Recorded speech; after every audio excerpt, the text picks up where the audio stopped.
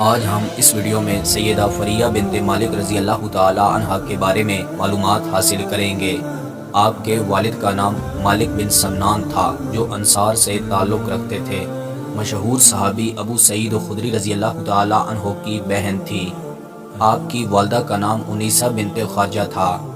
جب ہمارے پیارے پیغمبر محسن انسانیت حضرت محمد صلی اللہ علیہ وسلم نے ہجرت مدینہ کی تو یہ اپنے والد کے ساتھ آئیں اور انہوں نے رسول اللہ صلی اللہ علیہ وسلم کا استقبال کیا۔ ان کا نکاح حضرت سہیل بن رافع رضی اللہ تعالی عنہ سے ہوا، لیکن زیادہ عرصہ نہ رہا کیونکہ ان کے ایک دفعہ غلام بھاگے اور انہوں نے پیچھا کیا۔ غلاموں نے انہیں قتل کر دیا۔ سیدہ فریہ رضی اللہ تعالی عنہ رسول اللہ صلی اللہ علیہ وسلم کے پاس آئیں۔ آپ نے فرمایا اب مجھے کیا کرنا چاہیے؟ سیدہ فریہ رضی اللہ تعالی عنہ اپنے ماں باپ کے گھر جانا چاہتی تھی۔ آپ صلی اللہ علیہ وسلم نے فرمایا تم جا سکتی ہو۔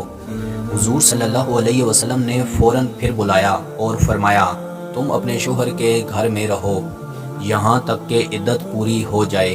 پھر آپ رضی اللہ تعالی عنہ نے 4 ماہ 10 دن عدت وہیں گزاری۔ سیدنا عثمان غنی رضی اللہ تعالی عنہ کے دور میں یہ مسئلہ آیا۔